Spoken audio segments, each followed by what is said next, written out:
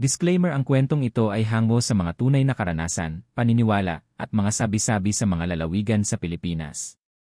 Ang ilang bahagi ay maaaring binigyang likha o pinalalim para sa layuning pampanitikan at pampelikula. Hindi layunin ng kwentong ito na siraan ang sinumang tao, lugar, o kultura. Ang mga karakter at pangyayari ay maaaring hindi eksaktong tumugma sa totoong buhay. Ipinapaalala po naming ito ay para lamang sa mga mahilig sa kwentong kababalaghan at hindi para sa mga bata o madaling matakot. Maging bukas ang isip habang binabasa ang istoryang ito. Ang buhay sa Maynila ay hindi naging madali para kina Ella at Marco. Bilang isang mag-asawang bagong kasal, sabay nilang hinarap ang hamon ng buhay, mga bayarin, maliit na espasyo sa inuupahang apartment, at araw-araw na pakikibaka sa trapiko't stress ng lungsod. Si Ella ay isang freelance online worker habang si Marco ay call center agent. Sa kabila ng pagmamahalan nila, kapwa nila ramdam ang pagod at pagkaubos sa gitna ng ingay ng syudad. Sa isang hapunan, nabanggit ni Marco ang isang mungkahi mula sa kanyang ina, baka naman gusto niyong lumipat muna rito sa probinsya. Maluwag ang bahay, presko ang hangin, at makakatipid kayo.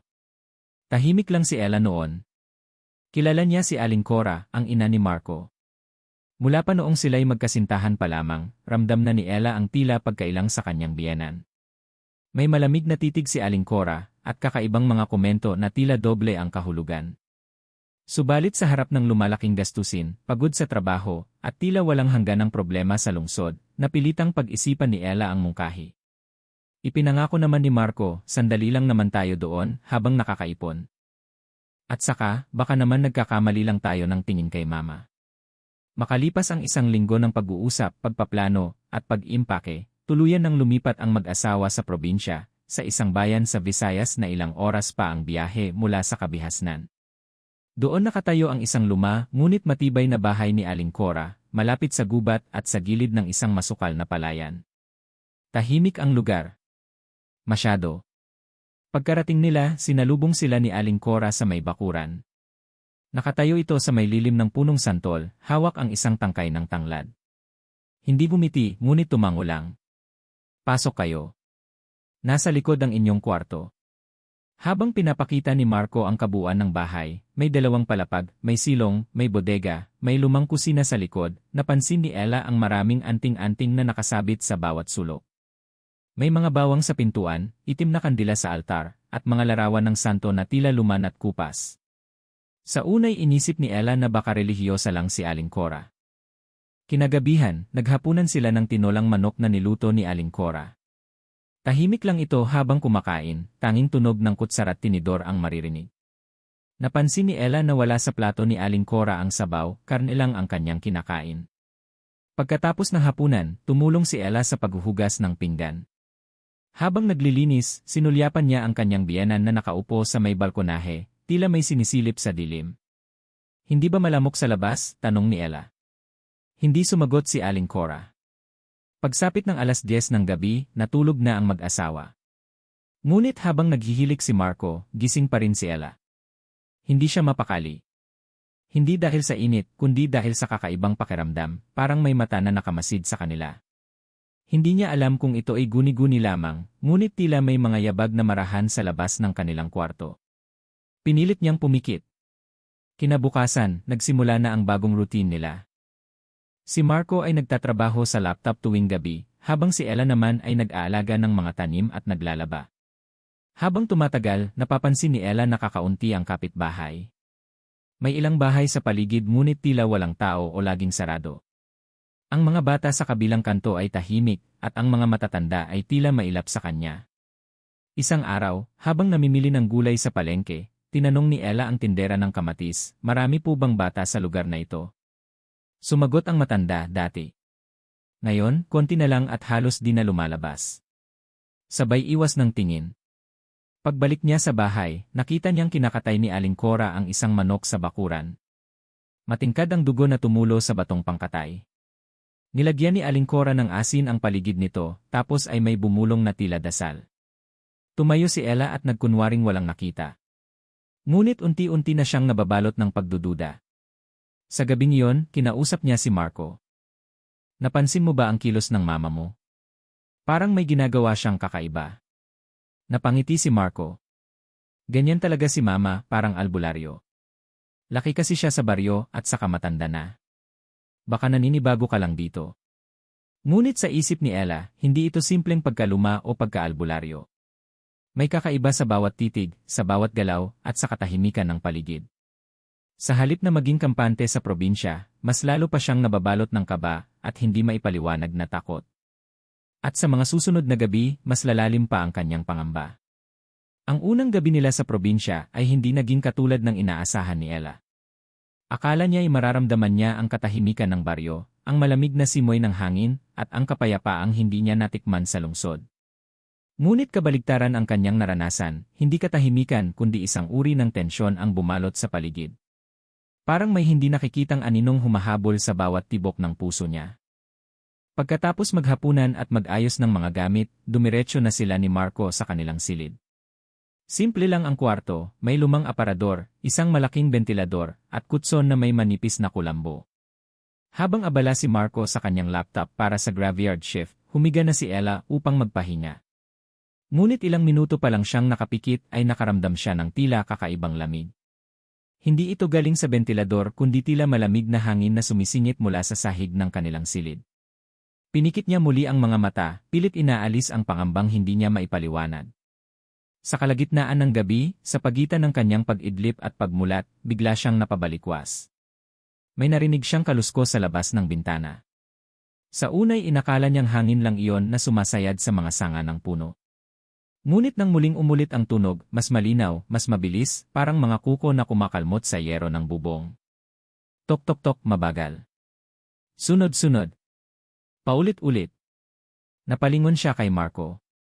Naka-headset ito at nakatutok sa monitor ng laptop. Wari walang naririnig. Kumapit siya sa kumot, pilit ikinukubli ang katawan sa takot. Ngunit hindi pa siya nakakaalpas sa kaba, nang muling umalingaw-ngaw ang isa pang tunog, isang ungol. Mahina. Para bang mula sa nilalang na hindi tao. May pagkahinang, may paghihirap. At iyon ay nagmumula sa likod ng bahay. Tila may nasasaktan. Tila may gutom.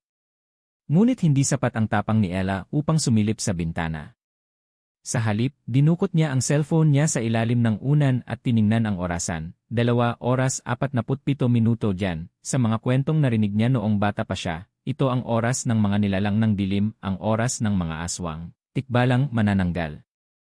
Napausal siya ng maikling panalangin, Diyos ko po, ilayon niyo po kami sa masama, walang ilang minuto, tumigil ang kaluskos. Tahimik muli ang paligid. Tanging huni ng mga kuliglig at ihip ng hangin sa kawayan ang naririnig. Dahan-dahan siyang bumangon upang uminom ng tubig. Habang dumadaan siya sa madilim na pasilyo ng bahay, napansin niya ang silid ni Aling Cora, nakabukas ang pinto. Sumilip siya ng bahagya. Walang tao sa kama. Wala si Aling Cora. Baka nasa banyo, bulong ni Ella sa sarili, pilit nilalabanan ang kaba. Habang naglalakad papuntang kusina, napansin niyang nakabukas din ang pintuan sa likod. Hindi ito normal. Sarado ito noong matulog sila. Lumapit siya ng marahan, at mula sa liwanag ng buwan ay naaninag niya ang hugis ng isang babae sa may gilid ng puno ng langka. Baluktot ang likod, nakatungo, at tila may kinakalikot sa lupa. May hawak itong itak, at sa tabi nito ay isang supot na puno ng kung anong gumagalaw. Mama Cora, usal ni Ella, halos hindi lumalabas ang tinig. Hindi ito lumingon. Sa halip, tila umungol ito at nagsalita ng mga katagang hindi pamilyar, parang sinaunang wika. Tila Latin na halong Bisaya, hindi maintindihan. Nanlamig ang buong katawan ni Ella. Dali-dali siyang umatras at pumasok muli sa loob ng bahay. Isinara ang pinto at inilock. Halos madulas siya sa pagmamadaling bumalik sa kwarto. Pagbalik niya, naroon pa rin si Marco, abalang-abala sa trabaho. Marco, si Mama nasa labas, may ginagawa siya, parang hindi normal, nanginginig niyang sabi. Lumingon si Marco, halatang pagod.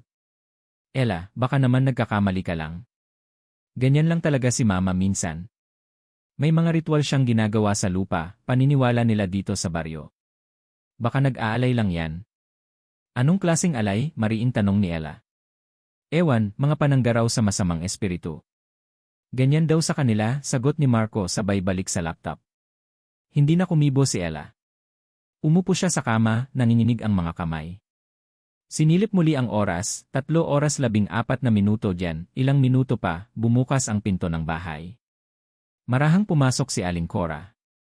Sa gilid ng mata ni Ella, nasilayan niya itong dumiretso sa kanyang silid. Tahimik. Wala ni isang yabag. Kinabukasan, habang nag-aalmusal sila, tinanong ni Ella si Aling Cora, "Ma, kagabi po ba nasa labas kayo?" Tumingin lamang si Cora sa kanya. Matalim. Hindi. Bakit? Wala po, may narinig lang akong kaluskos sa bubong, Dapat kasi bago matulog, nagsisindi ka ng kandila. Di ba sinabi ko na yan kahapon? Bakit po, ma? Hindi lang tao ang gising sa gabi. Tandaan mo yan. Walang dagdag na paliwanag. Bumalik si Cora sa pagkain ng tinapa. Tahimik si Ella, ngunit sa kanyang isipan, isa lang ang malinaw, may kakaibang nilalang sa paligid, at may alam si Aling Cora tungkol dito. At mula sa gabing iyon, naging parte na ng kanyang gabi ang mga tunog sa dilim, ang kaluskos, ang ungol, at ang panginginig ng kanyang kaluluwa. Makalipas ang ilang araw mula nang maranasan ni Ella ang mga kakaibang tunog sa gabi, lalo siyang naging mapagmatsyag. Sa tuwing sasapit ang dilim, tila nag-iba ang ihip ng hangin. Mas malamig, mas mabigat. Kahit pa nakangiti si Aling Cora tuwing umaga, hindi iyon sapat upang mawala ang kanyang kaba. Naisip ni Ella na mag-ikot sa baryo upang magpakilala at baka rin makakuha ng konting impormasyon. Sa kanyang paglalakad sa makikitid na daan, napansin niyang karamihan sa mga bahay ay may mga palawit na bawang sa bintana, sinampay na rosaryo, at bote ng asin na nakatali sa poste. Habang namimili ng isda sa maliit na palengke sa tabing ilog, nilapitan siya ng isang matandang babae na nagtitinda ng tinapa. "Ikaw ba ang manugang ni Cora?" tanong ng matanda habang sinisipat siya mula ulo hanggang paa. "Opo. Ako po si Ella, asawa ni Marco." Hindi sumagot ang matanda agad. Tila may sinisipat sa likod ng kanyang mga mata. Pagkaraan ng ilang segundo, sumagot ito ng malumanay pero seryoso, "Mag-ingat ka, Hija. Hindi lahat ng ngiti ay totoo. At hindi lahat ng dugo ay galing sa hayop." Napakurap si Ella. "Po, anong ibig niyong sabihin?" Ngunit hindi na siya sinagot ng matanda. Nagpatuloy ito sa pagtitinda, kunwaring walang nasabi. Dala ang takot at pagtataka, tahimik na bumalik si Ella sa bahay. Kinabukasan, habang naglalakad muli si Ella papuntang tindahan ng bigas, nakasalubong niya ang isang batang babae, humigit kumulang 8 taong gulang. Marungis ang damit at may dalang laruan na luma. "Ate," bulong ng bata, "huwag kayong lumabas pag walang buwan." "Bakit?" tanong ni Ella. "Diyan sila lumalabas. Lalo kung may buntis o may dugong sariwa." Sabay takbo ng bata palayo. Hindi malaman ni Ella kung iyon ba'y simpleng kwentong bata o totoo. Ngunit dahil sa sunod-sunod na babala, nagsimula siyang maniwala, may alam ang mga taga-roon na hindi ipinapaalam sa kanya. Gabi-gabi, iniiwan niya ang isang maliit na kandila sa may bintana, tulad ng sinabi noon ni Aling Cora. Nilalagyan niya rin ng asin ang paligid ng kwarto nila, bagay na dati inaakalang pamahiin lamang, pero ngayon ay ginagawa niya ng buong puso. Isang hapon, habang naglalabas sa poso malapit sa palayan, nilapitan siya ng isang lalaki, isang matandang magsasaka, na pamilyar sa mukha, ngunit ngayon lang niya nakausap. "Iha," simula ng matanda, "alam mo bang di lahat ng aswang ay lumilipad o nag-aanyong hayop?" Napatingin si Ella. "Po.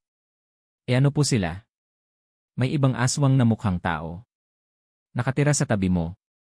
Kumakain, natutulog, nakikipag-usap, pero sa likod ng lahat, may itinatagong gutom. Gutom sa laman." Tumayo si Ella at tumigil sa pagkukusot. "Totoo po bang may aswang dito sa baryong ito?" Tumango ang matanda. "Matagal na. At kung matalino ka, iwasan mong magtiwala agad kahit kanino. Kahit pa kamag-anak mo." Parang tinamaan ng kidlat ang kanyang dibdib.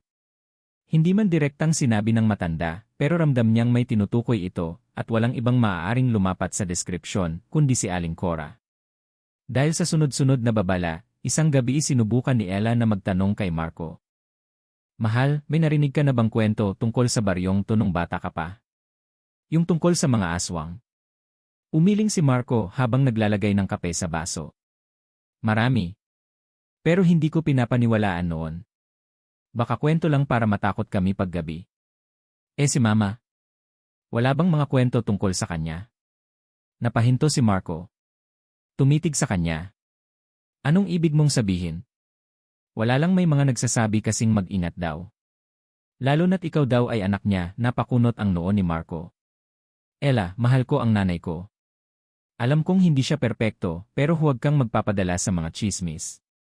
Lalo na sa mga taga rito. Madalas, ginagamit nila ang takot para kontrolin ang mga tao. Hindi na sumagot si Ella. Pero sa loob-loob niya, alam niyang hindi iyon chismis lang. Sapat na ang mga nakita at narinig niya. Hindi ito pantasya. Isa itong babala. Isa itong paalala na may nilalang sa paligid na hindi basta-basta. Kinagabihan, habang nagluluto siya sa kusina, dumating si Aling Cora galing sa labas. Basa ang laylayan ng saya nito, tila naglakad sa putikan. Nakatingin lang ito kay Ella. May sinabi ba sila sayo? Tanong ni Cora. Po. Yung mga taga-baryo. May sinabi ba sila tungkol sa akin? Hindi agad nakasagot si Ella. Nanginginig ang kamay niyang may hawak na kutsara. Wala po. Kwento-kwento lang po siguro. Lumapit si Cora, tumayo sa harapan niya. Huwag kang maniwala sa lahat ng naririnig mo, Ella. Minsan, mas ligtas ang tahimik. At ang mga nagtatanong, minsan nawawala.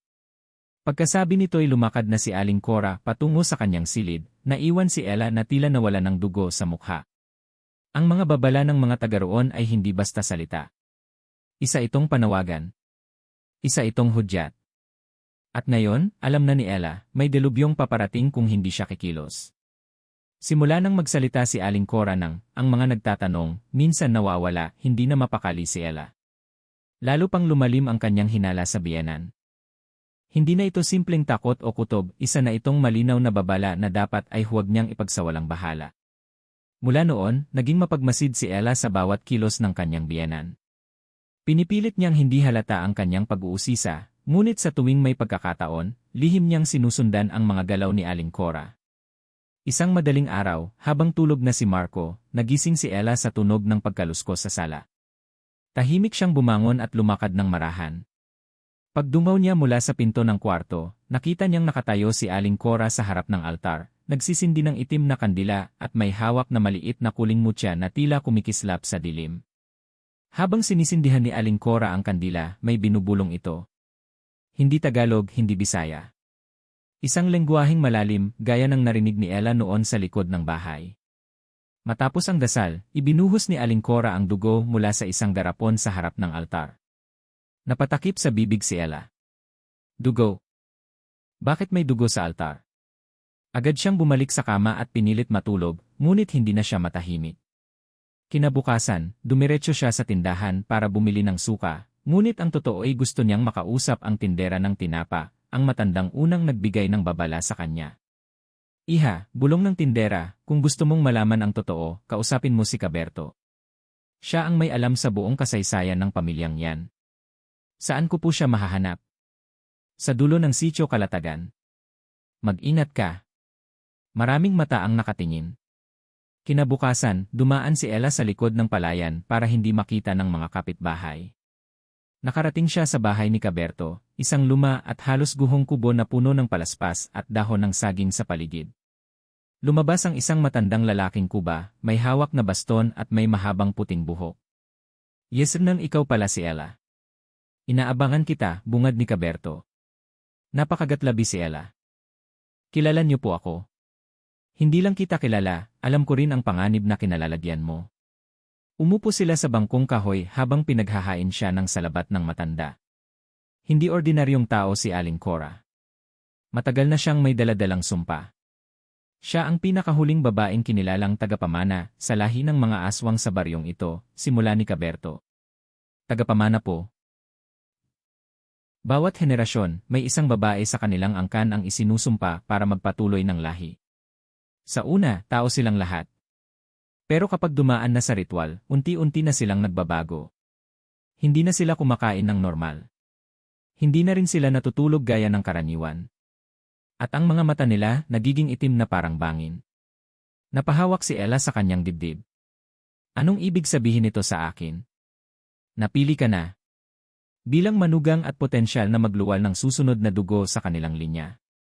Gusto nilang mapalapit sa iyo para mapasahan ang sumpa. Hindi po ako papayag. Hindi po ito mangyayari. Kaya mo lang maiwasan kung maipaputol ang koneksyon. Pero habang nananatili ka sa bahay niya, nasa loob ka ng bilog ng dilim. Bawat gabi na lumilipas, mas lalo kang binabalot ng anino. Bumalik si Ella sa bahay na punong-puno ng kaba. Pagdating niya, nadatnan niya si Aling Cora sa balkonahe, nakangiti, hawak ang isang kutsilyong pangkatay, at may hinuhugasan sa palanggana, isang pusang itim na tila wala ng buhay. Naglakad-lakad ka ata, Ella, tanong nito, hindi inaalis ang tingin sa kanya. Opo. Saglit lang po, bumili ng mga gamit sa kusina. Mabuti. Pero sana't huwag kang palaging naglalagalag kung saan-saan. May himig ng babala sa tinig ni Aling Cora.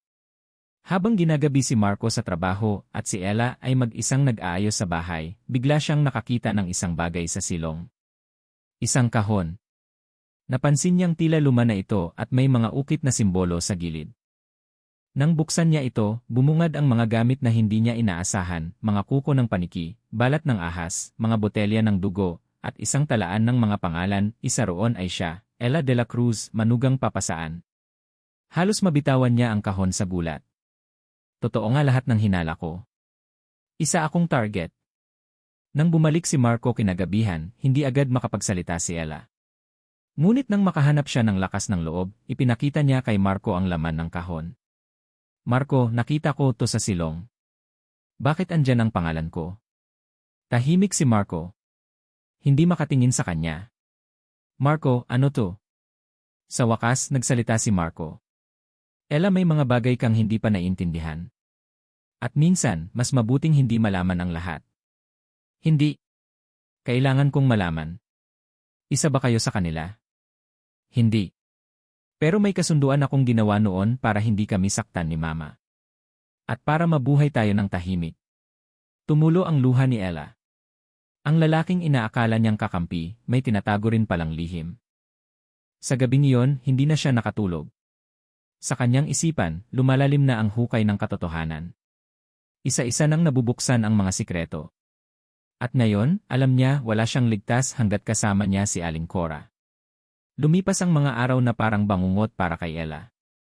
Kahit sa liwanag ng araw, ramdam niya ang aninong tila nakasunod sa bawat kilos niya. Simula nang madiskubre niya ang kahon sa silong, naging mas tahimik si Marco, habang si Aling Cora naman ay tila mas naging maasikaso sa kanya, ngunit ang mga tingin nito ay hindi na katulad ng dati. May laman. May ibig sabihin. Parang isang hayop na nag-aabang ng tamang pagkakataon upang umatake. Isang gabi, araw ng bagong buwan, walang liwanag sa langit, tanging dilim lamang ang nakabalot sa buong baryo. Hindi ito karaniwang gabi, ramdam ito ni Ella sa hangin. Mabigat. Mainit na malamig. Para bang pinipigilan siyang huminga. Wala si Marco sa gabing iyon, may pinuntahang training sa bayan. Naiwan siya mag-isa sa bahay, kasama si Aling Cora. Pagkatapos maghapunan, agad siyang pumasok sa kanilang silid at nagkulong. Inayos niya ang kanyang kulambo, sinindihan ang kandila sa may altar, at naglagay ng asin sa paligid ng kama, gaya ng turo ni Caberto. Bandang 12:00 ng gabi, nagising siya sa isang kakaibang tunog, hindi kaluskos, hindi huni ng hayop. Isa itong malalim, parang hinihingal, parang may halong galit at gutom na hindi maipaliwanag. Huha, mula ito sa may kisem. Muli niyang sinulyapan ang kanyang paligid. Ang asin ay nakalatag pa rin. Tahimik ang paligid, ngunit ang kanyang dibdib ay tila may dinadalang malaking pasaning hindi niya maipaliwanag. Biglang bumukas ang pinto sa kusina. Tumama ang malamig na ihip ng hangin sa kanyang batok. Agad siyang napatayo. Sa kanyang pagdungaw mula sa siwang ng pinto ng kanilang silid, nakita niyang may aninong dahan-dahang bumababa mula sa kisam. Hindi ito normal na tao, ang hugis nito ay pilipit, ang mga braso ay mahaba, at ang balat ay kulubot na tila nasunog. Hinawakan nito ang sahig, at sa pagkakabangon nito, lumantad ang mukha, si Aling Cora. Ngunit hindi na ito ang Aling Cora na nakilala niya. Ang mga mata nito ay itim na walang puti, ang bibig ay bahagyang nakabuka, tila handang lumapa. Tumutulo ang malapot na laway sa sahig. Napatakip sa bibig si Ella para hindi makasigaw. Nagtago siya sa likod ng aparador at hawak ang isang kutsilyong kinuha niya kanina pa mula sa ilalim ng kama. Dahan-dahan siyang umupo sa sahig habang ang kanyang mga tuhod ay nangangatog. Biglang huminto ang paglakad ni Aling Cora. Napatayo ito sa tapat ng kanilang pintuan. Sinubukang buksan. Ella, sabi ng isang tinig na parang may doble, isa ay boses ni Aling Cora, at isa ay parang malalim mula sa ilalim ng lupa. Buksan mo to, may dala akong gatas. Para sa bata. Hindi kumibo si Ella. Ngunit napansin niyang dahan-dahang umuusok ang asin sa gilid ng pinto, parang sinusunog ng presensyang nasa labas. Ella, huwag kang matigas. Buntis ka na, di ba? Napakagatlabi si Ella. Hindi ko sinabi iyon kahit kanino paano niya nalaman.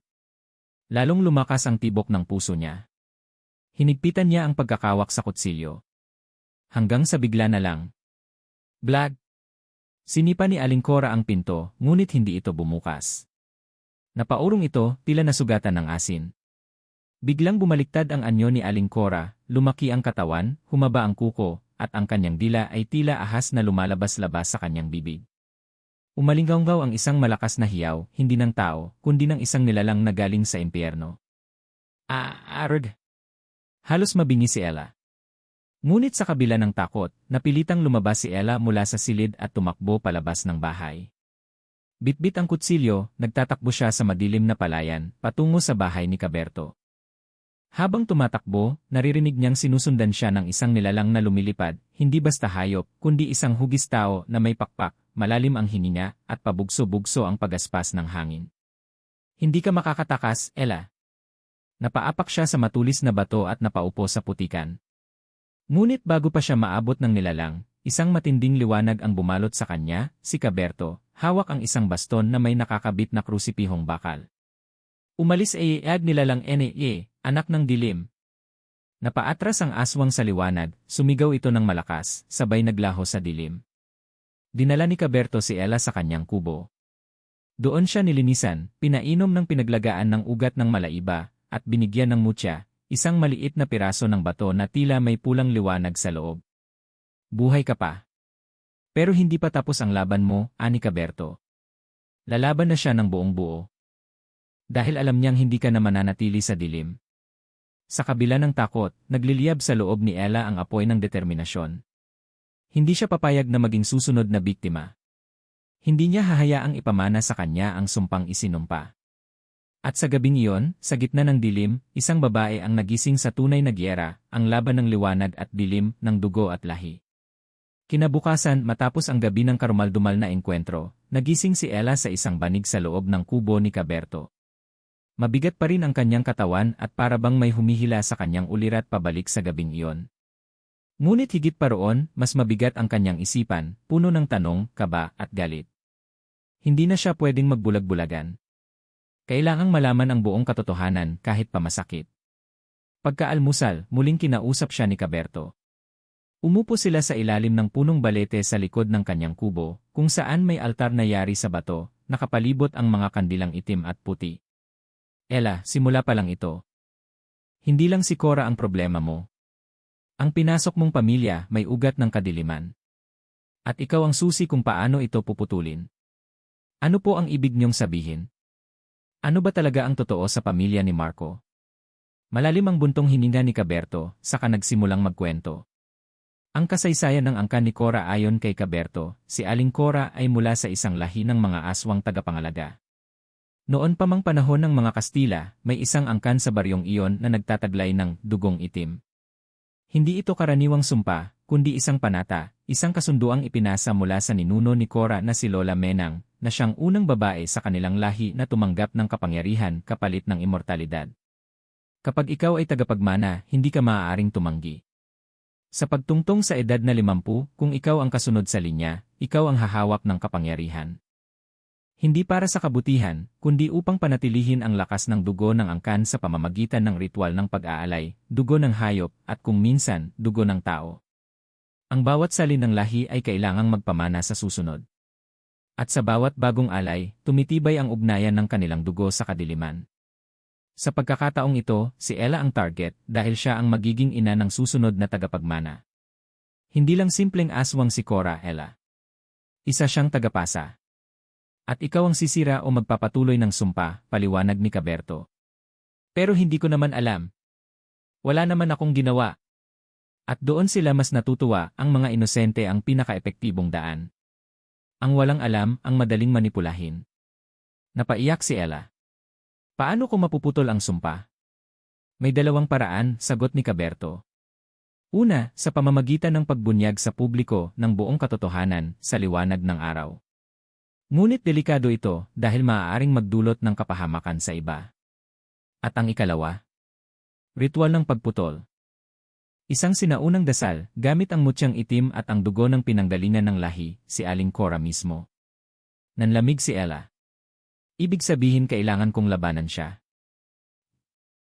At kailangan mong handang isugal ang lahat, ang buhay mo, ang kinabukasan mo, at ang taong mahal mo. Ang pagbabalik sa bahay nagpasya si Ella na bumalik sa bahay nila ni Marco kinagabihan.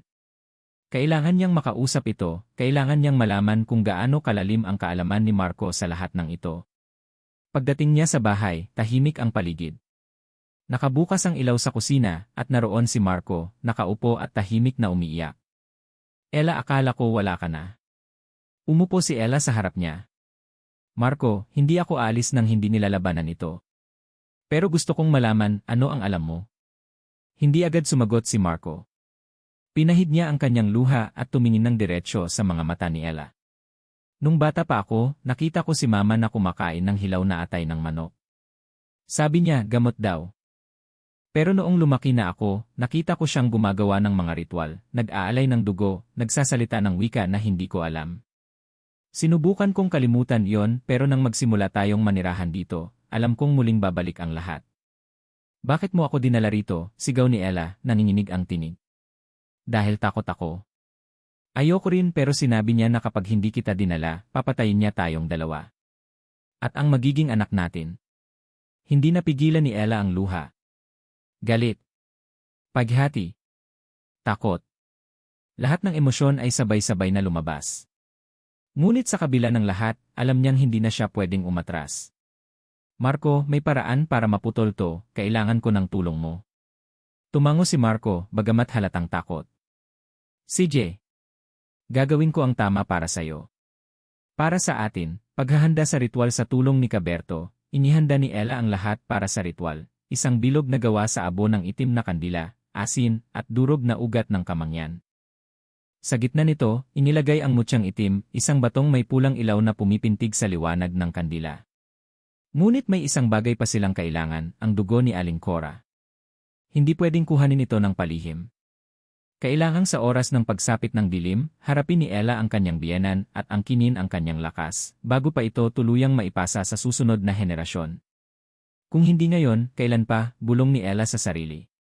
Dala ang mutya, asin, at krusipihong tanso, tumayo siya sa harap ng pinto ng silid ni Cora. Magsisimula na ang huling yugto ng paghahayag. Gabi ng bagong ritual. Ang buong baryo ay tila binalot ng mabigat na katahimikan.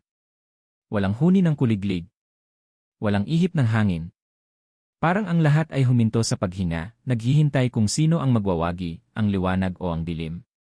Nasa gitna ng sala si Ella, nakaluhod sa loob ng ginuhit na bilog ng asin, abo, at kamangyan. Sa harapan niya ang mutyang itim na bahagyang pumipintig ng pulang liwanag. Sa kanyang gilid ay nakatayo si Marco, hawak ang bote ng dugo ng pamilya, dugo ni Aling Cora na lihim niyang nakuha matapos saktan ng bahagya ang kamay ng ina sa pamamagitan ng isang sinadyang pagkabasag ng pinggan ilang oras na ang nakalipas. Nandito na tayo, bulong ni Marco. Wala nang atrasan. Mula sa silid ni Aling Cora, lumabas ang matanda na ngayon ay ibang-iba na ang anyo. Nakaitim na saya, may mga butil na pula sa laylayan. Ang balat nito ay parang papel na tuyo. Ang buhok, unti-unting nagiging abo.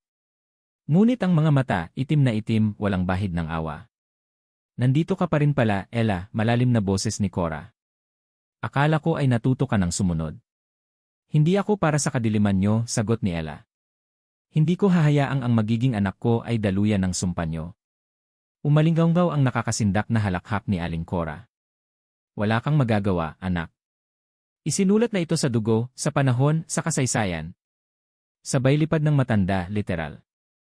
Lumutang ito sa ere, sumisigaw ng mga salitang hindi maintindihan.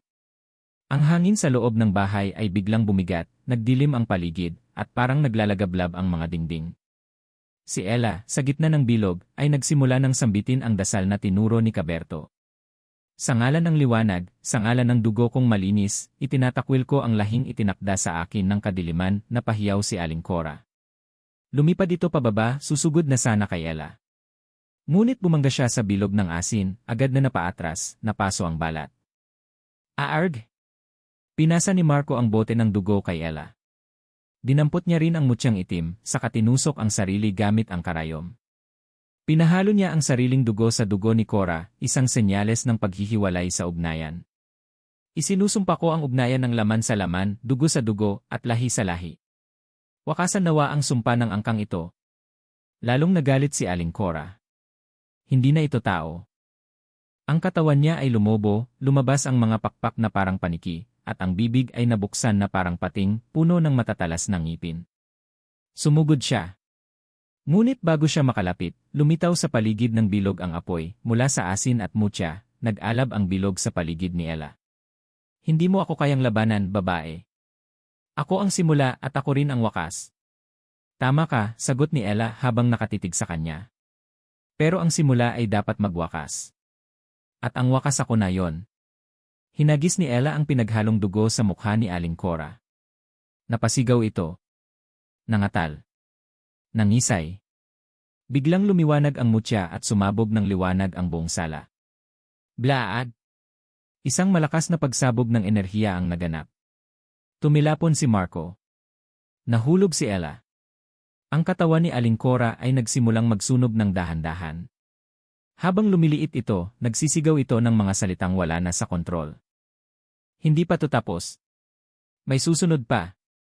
Hindi dito magtatapos. Ngunit habang sinasambit niya ito, tuluyang nadurog ang kanyang katawan sa abo. Walang iniwang bakas. Wala ni isang piraso. Tahimik. Nanginginig si Ella. Basang-basa ng pawis at dugo. Lumapit si Marco at niyakap siya. Tapos na yon, bulong niya. Ngunit hindi agad sumagot si Ella. Tinitigan niya ang mutya. Hindi na ito pumipintig. Nawalan na ito ng liwanag. Simbolo ng pagtatapos ng sumpa. Ang umaga matapos ang laban kinabukasan, sumikat ang araw na tila mas maliwanag kaysa dati. Bumalik si Caberto sa bahay. Tinignan niya ang nasunog na altar, ang abo, ang latag ng asin. Nagwagi ka, Ella. Hindi lahat ng sumubok ay nabuhay. Pero ikaw ang nagwakas sa lahing itim. Hindi ako nag-iisa. Nandyan si Marco. At ikaw. Tumango si Caberto, saka iniabot ang isang bag na may lamang puting mutya. Panangga. Hindi ibig sabihin ay tapos na ang dilim. Ibig sabihin lang ay ikaw na ang ilaw para sa susunod. Nagpasya si Ella at Marco na iwan na ang baryo. Iniwan nila ang bahay, ang nakaraan, at ang lahat ng alaala ng kadiliman. Ngunit bago sila lumisan, hinawakan ni Ella ang kanyang tiyan, naroon pa rin ang magiging anak nila. Hindi mo na kailangang mamana ang dilim, anak. Ipapamana ko sa iyo ang lakas ng liwanag. At sa likod nila, habang sila'y palayo, isang tila hangin ang dumaan. Ngunit sa pagkakataong iyon, hindi na ito malamig. Hindi ito mabigat. Ito'y simoy ng kalayaan.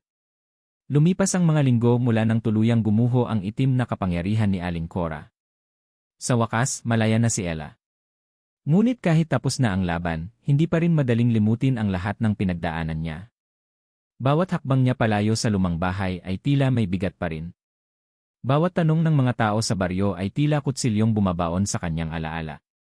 Ngunit kailangan niyang humarap sa bagong umaga. Para sa kanyang sarili. Para sa anak sa kanyang sinapupunan. Para sa mga susunod na henerasyong hindi na kailangang mamuhay sa takot. Pagbubunyag ng katotohanan pagkatapos ng insidente, marami sa mga taga-baryo ang nagtaka kung bakit biglang nawala si Aling Cora. May iba na nagbulong-bulungan, may ilan na nanahimik na lamang. Pero isa si Ella sa hindi natakot, humarap siya sa mga tao. Sa liwasan ng baryo, sa tulong ni Caberto at ilang matatanda na matagal nang may hinala, nagsalita si Ella. Hindi ko ito ginagawa para maghasik ng takot. Ginagawa ko ito para mabuksan ang mata ng bawat isa. Si Aling Cora ay hindi simpleng matandang babae. Siya ay tagapagmana ng isang madilim na sumpa, isang lahing kumakain ng buhay para manatiling makapangyarihan. May mga humihikbi sa likod, may mga tila hindi makapaniwala. Ngunit habang pinapaliwanag ni Ella ang mga ritual, ang mga palatandaan, at ang mga saksi, unti-unti silang naniwala. Tumayo ang isang matandang babae mula sa gilid. Matagal na naming alam pero natakot kaming magsalita. Marami na ang nawala noon. Akala namin ay wala na tayong laban. Pero may laban, sagot ni Ella. At nanalo tayo. Dahil hindi tayo nagpabulag. Hindi tayo sumuko. Mula noon, ang baryo ay unti-unting nagbago. Inalis ang mga lumang altar sa mga bahay. Isinailalim sa pagbabasbas ang mga abandonadong bahay, lalo na ang dating tahanan ni Aling Cora. At higit sa lahat, pinalitan ng mga tao ang takot ng pagkakaisa. Isang tahimik na pamumuhay nagpasya si Ella at Marco na lumipat sa kabilang bayan. Sa isang maliit na bahay na malapit sa bukirin, doon sila nagsimula ng panibagong buhay. Hindi na marangya pero payapa. Si Marco ay nagtrabaho bilang karpintero, habang si Ella naman ay nagtanim ng mga halamang gamot sa bakuran. Buwan ang lumipas. Dumating na ang oras ng kanyang panganganak. Sa isang munting maternity clinic, isinilang ni Ella ang isang malusog na batang babae. Kamukha mo siya, sabi ni Marco habang hawak ang kanilang anak. Pero ang lakas niya sayo ng galing. Pinangalanan nila itong Liway. Isang pangalan na sagisag ng bagong simula, bagong umaga. At mula sa araw na yon, si Ella ay hindi na lamang isang babae na tumakas sa kadiliman. Isa na siyang ina, isang mandirigma, at isang tagapagdala ng liwanag.